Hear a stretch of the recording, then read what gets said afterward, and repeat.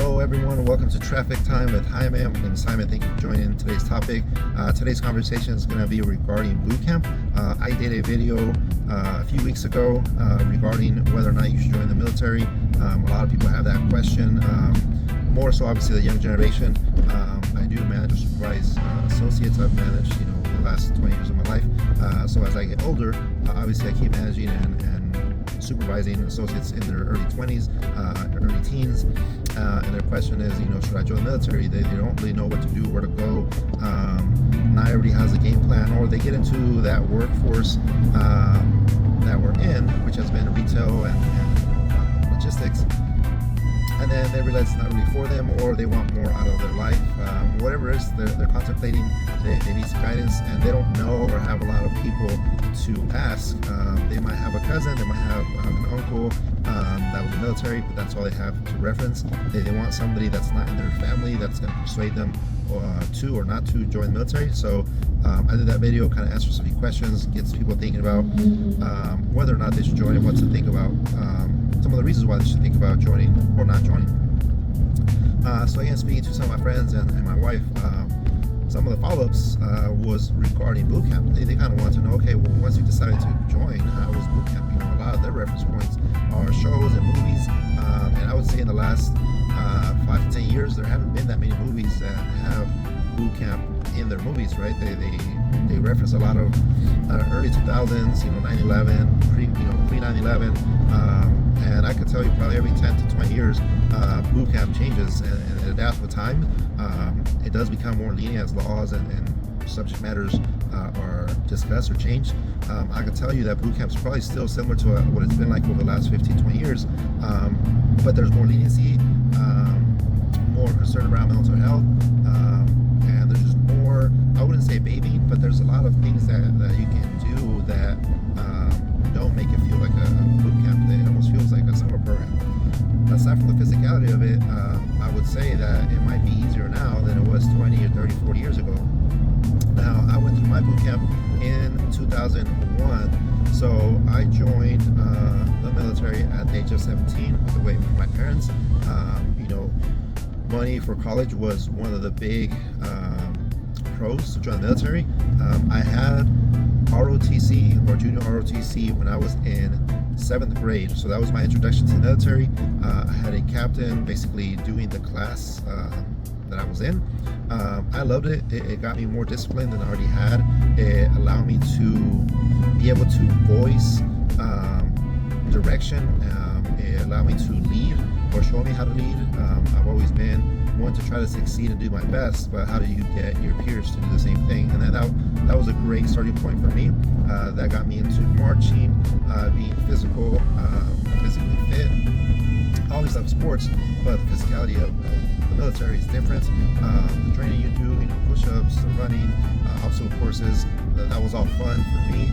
So once that time came, obviously war and actual fighting was in that discussion, but I didn't foresee me getting into war in that way, right? So when I joined, I didn't take a job that was going to be in the front line as far as combat or military police, doing anything that was going to put me in the front line of danger. I took a job as a field specialist, which boot camp didn't really have anything to play in that. But what I mean is that's kind of how I got into the military. So getting into my my junior year, I took that summer between junior and senior year to do my boot camp. Right off the bat, going into the paperwork and everything you do at base, it's not from day one that they treat you exactly how they portray the movies. Usually the first couple of days, 3 days to a week, some people have had up to like 2 weeks in that admin session. You're getting your haircut, you're getting your paperwork in order, your shots. So you go through that like many pre-boot camp before you actually hit the training. You want to make sure you're ready and you have all the stuff you need. Now you do get a little bit yelling, a little bit of shouting. You do get that morning wake-up call, and you get that intro to basically what the life in BCT, which is basic combat training, is going to be. For a lot of people, that was a big wake-up call, because a lot of people never woke up before 6 a.m. right? They were didn't get yelled at before. A lot of people weren't getting direction before. Half of the people there didn't play sports, so they weren't as physically fit as they hoped they were. So all those for me were hands down some of these things that I've had to deal with because I've already been developed that way, right? So I grew up in a home where my parents were old school, my dad specifically. So the shouting for me was not anything new. Waking up early, I've had to wake up early my whole life. So getting up ready, getting ready to go to school. Once I got into middle school, I had to basically walk to middle school by myself because my little brother and sister went to elementary and their school was opposite way. So I started doing the waking up early to go to school myself. Once I got into high school, before I could drive, either walking or taking the bike. I never really liked the buses because I hated waiting for the bus. I hated taking the extra driver time. I would basically just make it to school in the same amount of time that the bus route would go on. But aside from that, I digress. All that for me was easy.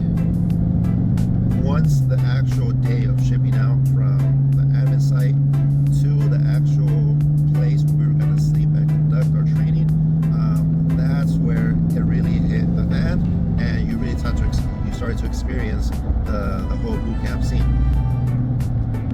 Our first day of shipping out, we got up at around 4:30, 5 a.m. Had to collect all our gear, make sure everything was in our duffel bag. So you don't have suitcases, you don't have backpacks, you have duffel bags. If you don't know what a duffel bag is, I'll try to pop it in the video, look it up. Green, big, long, gym bag looking type of equipment. You jam 2 bags with everything you have, all your gear, all your personal belongings. The least amount of personal belongings you have, the better. They kind of tell you that before you ship out to boot camp. You don't want to have a lot of personal clothing, shoes. They kind of tell you that before you leave for your training. And then once you get to that first admin site, they kind of go through that again, like, hey, if you have something you can get rid of it now, because you have to carry that around. So anyway, I didn't have a lot. I just had my duffel bags. Everything worked out great and fit. Once we got all our stuff, they packed us into cattle truck. Not buses, not vans, a cattle truck. If you don't know what a cattle truck is, it's basically a big, long trailer where they fit cattle. That's how they transport cattle, horses, livestock. It has bars, it has circles like windows with no glass, just basically it's kind of high so you can barely see out those holes. But you're cramming 60, 70, 80 bodies. On the small ones, you're cramming almost 100 plus bodies on the bigger ones. And that's the intro to boot camp. Once it arrives at the destination, you hear banging, clattering. They pretty much put all the senior or tenured people that are about to graduate boot camp, as a parade to start, shouting and yelling. They make it real tense for you. The drill instructors or the drill sergeants are banging away at those doors, those sides. So all you hear is a lot of noise. You don't know what's going on. They open the doors and right away you're being yelled at to run, run, run. You're moving to your destination, which is typically either numbered or lined out for you. There'll be spaces in usually like a long big patio or an open area, kind of like a blacktop in the playground where you go line up. So you have to line up, put your stuff down. They take roll there to make sure everybody's there, to make sure you have all your stuff. Once that's done, you're being pushed and shoved over to your living quarters. So some places have several 2, 3, 4-story buildings where they're kind of like apartments, you could say. Some have 2-man rooms, some have 4, some have 8-man rooms. It depends on the site and location. Some have just big open, like for me it was just big bays, a big trailer like a mobile home that fit 50 bodies, right? 25 sets of bunks with the open space, give or take something a little more, up to probably 60 bodies in one of those bays. Then you also have showers and restrooms attached to that big trailer. You can say again, mobile home looking. You get all your stuff out, you get it all stored, you get ready, you go have lunch, you get shouted at, pushed around, you sit down. If you're lucky, if you get to sit down, honestly. So that's the intro to boot camp. It is like the movies. Have you seen those where you're being pushed through to eat? The sad thing is, for the people that are at the end, you have maybe 20-30 seconds, because then you're being pushed out. So if you're at the front of the line, great for you, because you probably have close to a minute, but you're shoving as much food and juice and water, whatever they got, down your throat as fast as possible, because basically by the time the last person sits, you have to be ready to jump out, because you have to start getting information to set up the team or your squad formation. So once that last person sits down, depending on your drill sergeant or how that boot camp is ran, they basically start counting down. So once that countdown hits to 0, that last person needs to be outside as well. So you better be a fast eater if you're on that back of the line, or it's gonna be rough for you, right? So we would get in within a minute, everybody's already back out, scarfing down as much bread or liquids as we can. Typically anything that's easy to swallow or digest, that's what we're kind of stuffing down our throats. Once that's said and done, you head out, you have your first kind of like meeting or intro to what you're going to be doing and how the basically your boot camp is going to be laid out, kind of like a guide. You're being made to do push-ups and jumping jacks and sit-ups, and you're pretty much rattled and pushed around, and they're trying to break your sense of your lifestyle right off the bat. You do that, with the exception, obviously, you don't have to do day one all over again, but you're doing the same kind of routine for about 3-4 days. So you're just being pushed to the ground with exercise. You're being made to follow directions. Everything's going to be always wrong. They're making you do everything perfect, but nothing's ever going to be perfect, right? That's the standard they want. So you're constantly being punished for it physically, until you kind of, again, get broken down and get built up to like, okay, you're going to strive to do perfect. Nothing's ever going to meet the expectation, but as long as you're striving for it, that's what they want, right? Until the end, obviously, move forward, 9-11 weeks, that's when everything kind of lines in, and you should be almost perfect, if not perfect, at the end. But that's kind of the breakdown of the entry to boot camp, is they're making sure that you don't think you're the top of anything. If you do amazing, then great job, but they're not really going to give you that notice until after about that week or so. You start having groups for your physical fitness time. So typically that's around 5 a.m. Between 4:30 and 5:30. I don't know if it's changed or if it's later, if people sleep in now, but we were waking up at 4:30 in the morning to go out to formation to be ready to perform. For us, it was pretty cold. So you're out there with your pants. As it warms up, you're with shorts. But you go out to formation, you do your thing, you exercise, but they split you up in groups. So obviously not everybody's in the same condition. Some play high school sports, so they're more physically fit than others. Some just naturally gifted, so you fit into that group. So you split into groups. The smallest group, or the slowest group, you can say, is the ones that are being built up to develop their physical fitness. The ones that are already advanced, you're pushing your body to the max. Fortunately for me, again, I play sports. I was a good runner, so I was already in that top group. That really breaks you down to be like the top of the top. You're pushing 4 to 5 minute mile runs. You're pushing, you're running 3, 4, 5 miles a day, because obviously you're running in those miles, you're not jogging, so you're gonna have to complete more miles in the same time that everybody else is doing theirs. When it comes to the upper body, you're getting muscle failure. You can only do so much push-ups and sit-ups and jumping jacks and every other exercise they got in boot camp. So to the point where muscle failure is when your body shuts down, and that muscle group just says, I can't do it anymore. I did experience muscle failure once on my legs. Unfortunately for me, it was during a timed event. I had to basically stop and just in place recoup my strength to be able to continue.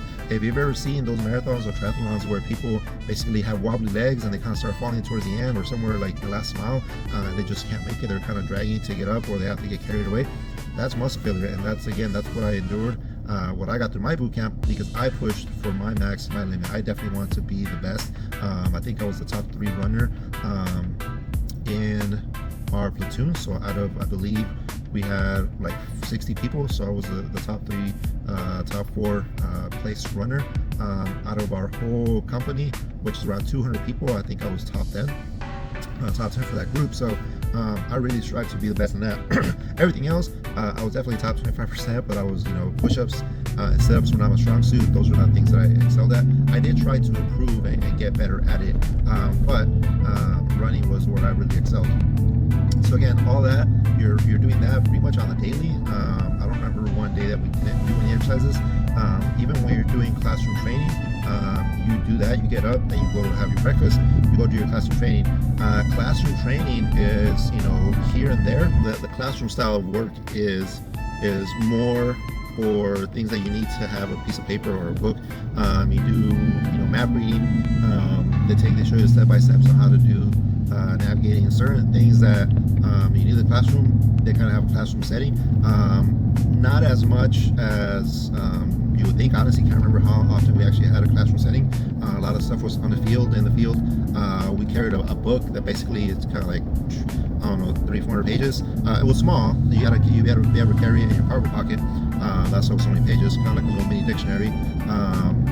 If you're old enough to know what I'm talking about, you're in my age group. But there used to be small, probably 3x6, 3x5 pocket-sized dictionaries.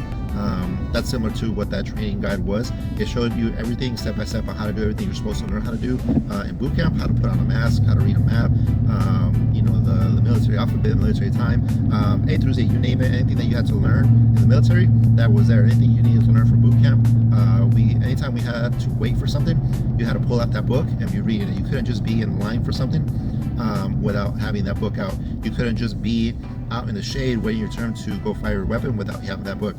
So in that 9 to 11 weeks, and I say 9 to 11 because every branch has different lengths. My full boot camp was, I believe, 11 weeks total from beginning to end.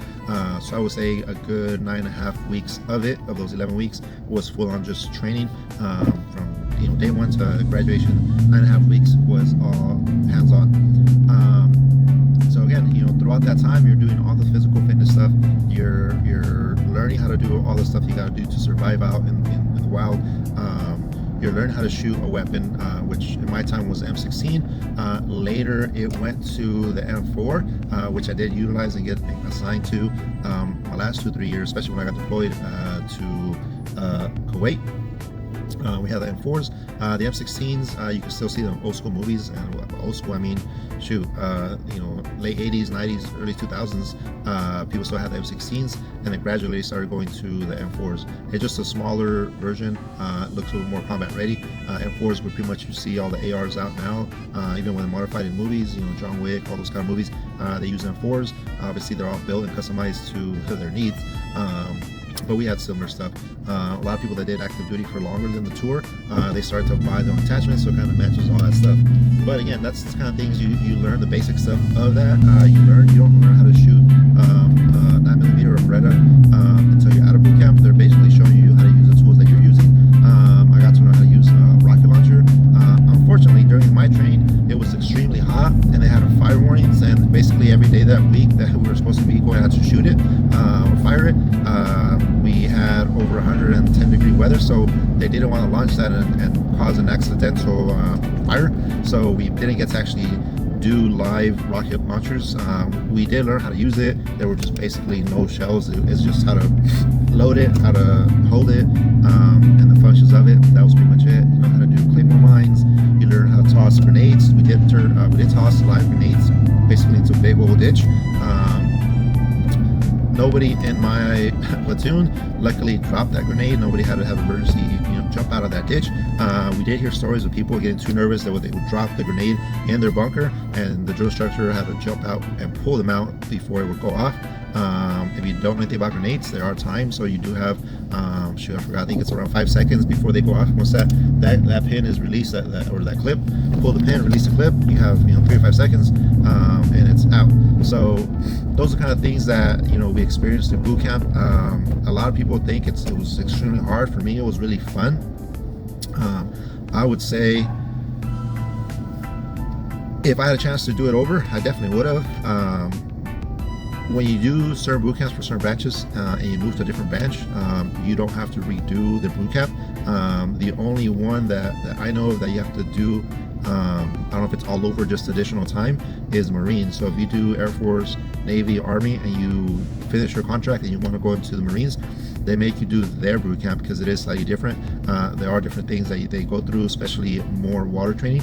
A lot of people say it's more difficult. I wouldn't say necessarily it's always more difficult. The challenge is the drill instructors, because I've heard and seen drill instructors in the Army be just as tough as Marine drill instructors. And I think that's also that chip they carry, is that they don't want any other branch to outwork them. So it just depends on the person you get.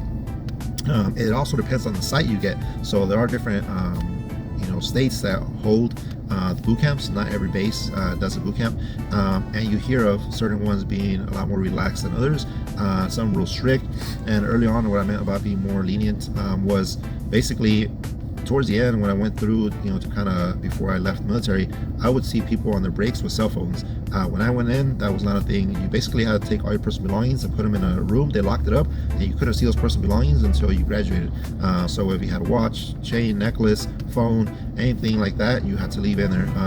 Nowadays, I believe, I don't know if they can carry a cell phone, but they can use it on free time, kind of like high school students nowadays. Like everything's ran by social media, so they have that freedom to kind of use that. And again, it could just be based on the site, but you do get experience different type of boot camps. So basically, like I said, it was just real 0 to 100 right off the bat. It kind of was like that all the way through the end. It does become like a big group summer project where you're basically working to team build. I believe for mine, it was a good experience because we did build that camaraderie at, right away. We understood that we had to kind of support each other, and that's what allowed us to excel as a group.